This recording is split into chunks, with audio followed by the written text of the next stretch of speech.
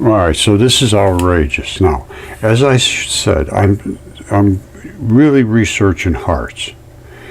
And somebody sends me this picture, and I said, wow. They thought it was a tree. And I'll show you this in a second. But I saw this over here next to this. Now, I think this could very well possibly be the anchor of the vein valve, or I mean the heart valve, maybe the aorta or whatever. But right underneath there's going to be a valve. Now, you see this yellow color and the red color there? I don't know if you can see that. All right, and there's going to be some black in there too, and I think the black is down around here, but it's going to have all the same colors of blood if this is a heart valve. And I think it is. I think these are the structures that hold that valve so that you can do all kinds of things with your body. These are, you see how they bulb out like that? I don't think those are roots. And this one here is especially interesting. All right, because they do have one heavy artery coming down to service this. And I think that's this one. All right, now, this, I have a whole bunch of shots to show you anatomically, but like I say, I didn't realize at first. I just looked at this and I said, wow, that could very well be a heart valve. And then I realized it's Stone Circle Lodge and Museum. That's Michael Tellinger. Now, I know Michael, we've talked, and last time I talked to him, he says, I'm keen to talk to you. Michael, where you been, man? Anyway,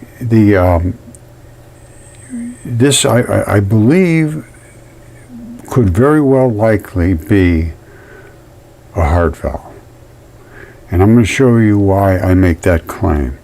And again, there's another little one over there. Now, these things over here look to me like they're more of the body parts, organs or whatnot. And this is where it would be really wonderful to have somebody on site with a drone to look down, because I can see some of the details in here. I've got some other shots of this. Let me show you. This goes so far beyond outrageous, it's unbelievable. I showed you the different colors in here. They're the colors of blood, basically. I expect this to be a very substantial, membrane like you're seeing here. Then, of course, these. Now, this, I would like to know what that little spot is there, because I think that's where the lymph is coming out, but I don't know. Now, this, I would say, is the structural thing that holds it so that you can float all around in your body and you're not going to lose connection. This right here is what I think I have in my hand right here, and I have a heart in my hand. This I'm going to show you. I believe this I will show you, and I believe this I will show you. And here it is right here. This is a crystallized heart. All right? This is that. You see this right here? Look at this. You see this little bump, bump, bump, bump. You see this? Bump, bump, bump, bump. It's the same. It's coming right down from, I don't know, what's the aorta or whatever it is.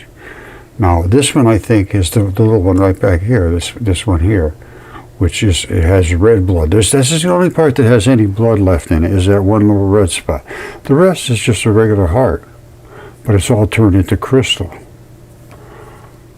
because of the conditions that it fossilized in. But I believe this is it right here. These boom, boom, boom, boom are these. Boom, boom, boom, boom, right down the line. You see it coming right straight down here.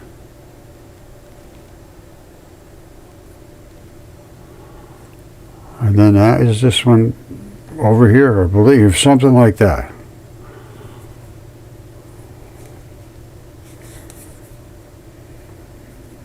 And this is the seam that runs right down the ventricle wall. You see that seam? Now I have another one here that I cut open. It's another crystal heart. But this is basically that seam running down here, but it's, yeah, I can see it on the outside. This is obviously cut, and this is that area there. So anyway, what was I going to say? These are hearts. These are hearts. Now, I believe this is as well. I believe it is as well. And there's, you know, you got some red and yellow, and I'm sure they've been mining out of here or doing whatnot, because this is heart. Now, I believe these probably are body parts from this same creature. And I believe this is the other part of the plumbing from the heart. There's a lot of plumbing in the heart, and this is a big, big heart. If it was a heart, I'm just saying, if it was, I don't know. It looks like it to me. And these, I think, are covered with a lot of green vegetation, which means there's a lot of blood in this area. They're probably lungs. Hearts and lungs preserve very, very well. Contrary to what people would think, it's the blood is the thing that preserves it. All right, I've shown this so many times, it's amazing, but this is an opalized heart, and that's all nucleophilic substitution of transition metals because of the solutions they were in. Heavy, heavy blood. This is what a heart looks like, and that's the seam that all the plumbing breaks off. And this is one right here. Phil, a friend of mine, whacked it with a hammer, and it split right there because he saw this little red spot. And it was red, fresh blood was in there, and then this is the vein blood, which is didn't come out wet, but this is wet. This is artery blood, and this is the lymph. And then after an hour or so, it deoxygenated. I think I already showed you this, but I want to make sure you understand. This is all real stuff. This is all true. And these giants were just astronomically large. It's just the way it is. And they are in space. There was battles in the heavens. We have to come down to, you know, really look at what we're seeing and pay attention. Like I said, Bennu, they went up and took a sample off of there. There's really no reason whatsoever we shouldn't know right now what is the metal contents. What is the ratios? Because I have all the ratios of blood. So if they spend billions of dollars to do this, they should be willing to look at what it can be easily determined one way or the other. I could be totally wrong, but I don't think so. Already they say they found clay and carbon. It's all, everything that's in us they found so far. They haven't illuminated the depth of the metals that are here. And there's a ton of metals. I guarantee you there are going to be a ton. And they're going to be in certain ratios depending upon where they took it from, whether it was this kind of blood, whether the red blood, where it was the black blood, the yellow blood, the serum. It depends. But this is not something we can't determine now. This is the kind of thing we have to look at. This is science. You can't just hide from it and say, no, I don't look at that because it could be true. No. If it's true, it's true. There's just only one thing. It's either true or it's not true. And giants, giants, this is 1,000 times bigger than us. It's 2 inches wide hair follicle. In us, it's 2/1000ths of an inch. That means this is 1,000 times bigger than if this was in us. And I don't know if it's human or not. But there's where the erector pili muscle attaches, right there. Right there. And that makes your hair go up and down like this. Now, of course, there's the shaft coming up through the top. This little globby thing is the sebaceous gland. All right, this is the root ball coming down as it grows. And those two little spots right there are the vein and artery, the blue and the red. Now, this is highly transitioned, so I'm not sure you could get any DNA out of this, but I think you probably could if you went just cut this right in half. And way deep inside of this ball, right up inside here, because that's where the two things attach. Right down here. If we could get right up in there, we might be able to get some nice red blood out of there. It wouldn't be red blood. It would be something that might have DNA, and it might tell you what this was. Because I had my stuff DNA tested, but my stuff was dense with DNA. It was just saturated. But this shows you that if this was human, this guy would be about a mile tall. Now, the ones that I have here on my property that were DNA tested, one of them is probably between 160 to 180 feet tall. Had a 3-foot long fingertip, just that part of the fingertip, 3 feet long. The nail and the fingerprints are still intact. And it was DNA tested, 100% human, and excellent quality DNA. I had a human lung tested as well. It's the size of us. Same thing, excellent quality DNA. I had another one tested, which was a hand. It was almost 4 feet wide, somewhere 3 or 4 feet wide, and it was also human DNA. And I have fingers and knuckles and all kinds of things from that hand, and it has a grip skin coming off. All of this stuff. There is no question what I'm saying is true. How you deal with it, that's the key. But looking at what Michael had up there, saying it's a tree, and I could see where you'd think it was a tree. That's not an unreasonable thought. But I say it's not. I say this is probably basically the same as this. And that right there, see? It's the same as this right here. There's one big one. And the other ones are just the supporters. And this one here, I don't know whether that was the main attachment. It looks like it was just the main attachment. I don't see any blood in her. And this is probably, that's the main anchor, and all the rest of them sort of hold it. But it can, I don't know, you know what I'm talking about. But that certainly looks like it to me. You see those little ripples? Right there. We're looking at the same thing. There's that right here, that's that. This is it right here, that's that. It's pretty close. And of course I showed you where the blood is here. Okay, this is Hegra. I'm going to end it up with this. I'm going to show you a few shots of this. This is Hegra, an ancient city in Saudi Arabia, untouched for millennia, makes its public debut, and they're showing it off to tourists. And it's a more famous sister, Petra, in Jordan.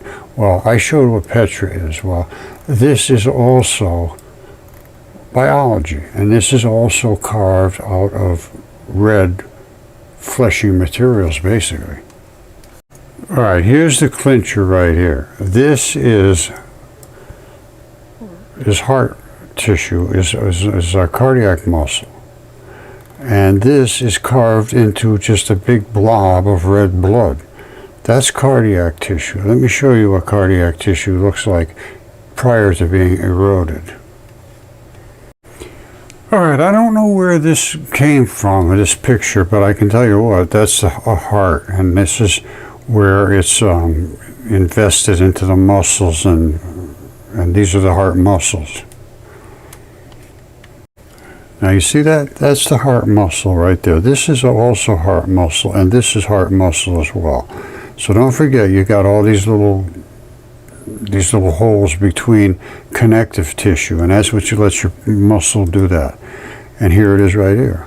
These are the things, the sarcomeres, and they do the pulling. These are the structural components, and that's why you see all that weaving. And you see the same thing here too. You see it right here? Same stuff. And this is nothing more than carved out of a big ball of blood. It's like putty. See, here's another one. This one's got two treasuries going in. And here's the muscle tissue. Now, at one time it looks like it was probably up to this high. Whether the waters were here, and I don't know. I really don't know anymore. All I can tell you is that this is biological. This is literally blood. And they carved right into the actual, coagulated blood. At this time, it appears to have been soft. The same thing at Petra. They did the same thing there. I showed that. It's just one big, gigantic, huge muscle.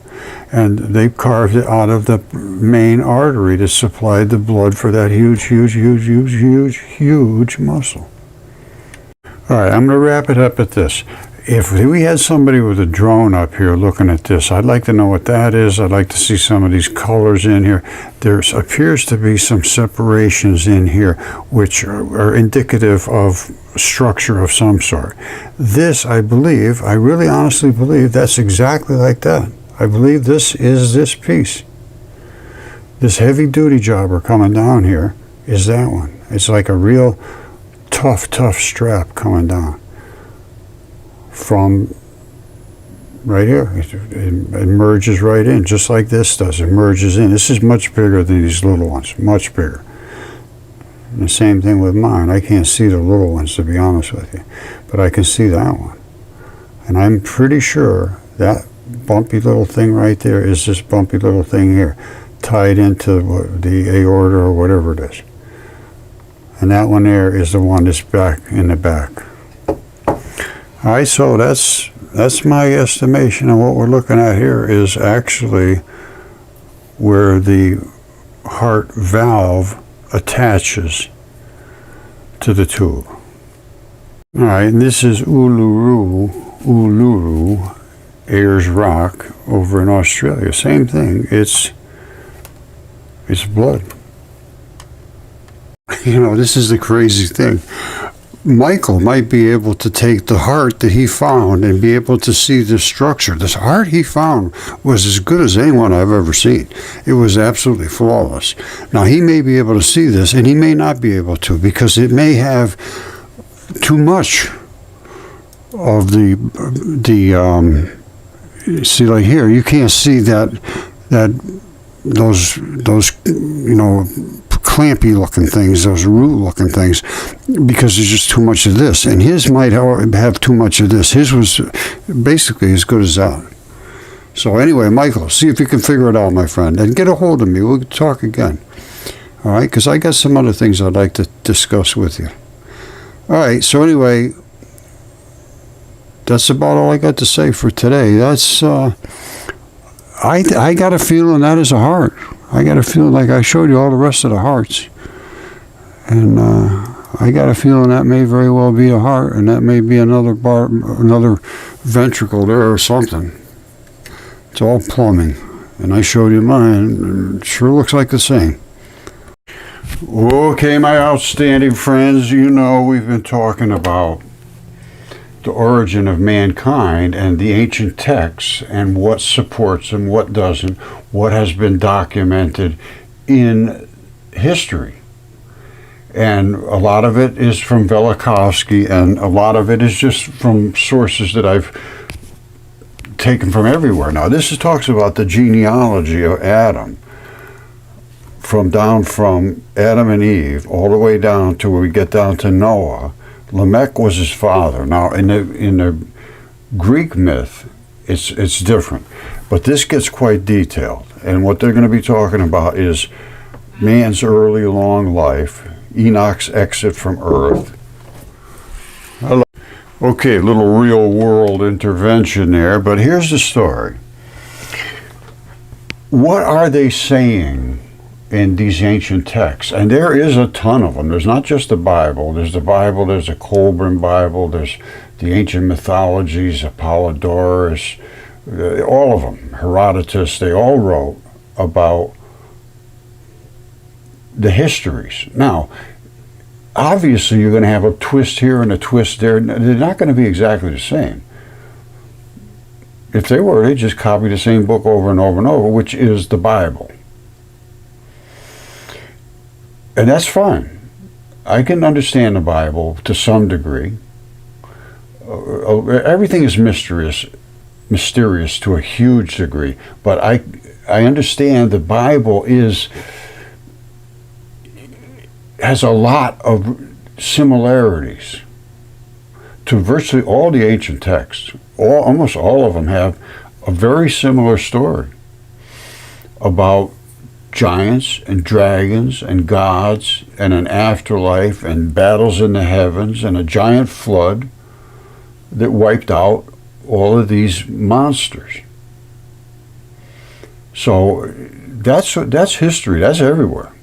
There's carvings and museums and cultural centers and everywhere right down the line, the same story and the same times. And it wasn't that long ago. It was only 1500 BC, approximately, when these cataclysms hit the earth.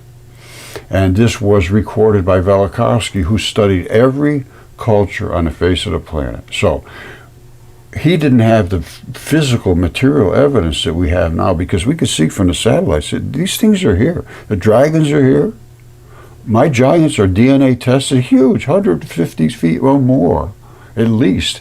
I have one right here. This was a hair follicle from some giant creature. I can't say it's human, because this wasn't DNA tested, but my other ones were. And they were, one of them was over, it had a 3-foot-long finger tip, just a tip, 3 feet long. And the fingernail and the fingerprints are still there.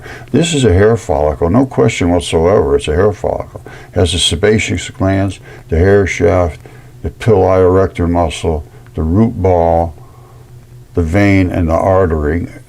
And it's 1,000 times bigger than a human hair. All right, these things all preserved in the Great Flood. Now, going back to the text, understanding what I can see now, and you can see if you're paying attention, we got to start over and think about it again, because we've always just considered this stuff as a complete total nonsense, which it still seems like it's crazy. Yes, that's why so many people just, their mind is so sequestered from the rest of what they can see. Their mind is not attached to their eyes when they see something that is so against what they have been led to believe, and have felt very comfortable believing that, and very intelligent, saying, oh, I know all this stuff because I studied it. Well, studying it is fine, but all you're hearing is something that somebody else told you to say or think. I don't do that. I look at it, with a critical mind. I don't dismiss anything right out of hand like that. Never, ever, ever, ever, ever. The only thing I dismiss is when people say, oh, everything's fake and it's all computer generated and there is no such reality and all that. I stay away from that, because there's no evidence. I go for material evidence. So if you could present me with something, even physics and light and all that, I do all that stuff. I do the chemistry, the light, the heat, everything material, space, meteorites, and I have found things that indicate that what they wrote in the past about battles in the heavens is absolutely true. About Earth almost being impacted by Venus, absolutely true. Causing the cataclysms and the mud fossils and all that, absolutely true. Wiping out the giants, they're all over the Earth. All those things are true. So what else is true? What else are we missing, or what have we been led to believe that is not true? All right, what have we led to believe that I can validate? So I go for validation. I go for material evidence. You can go for, faith is very important too. I'm not saying discounting faith, not whatsoever, because I really can't get to a material evidence of anything at this point, but I can see a lot of material evidence points in certain directions.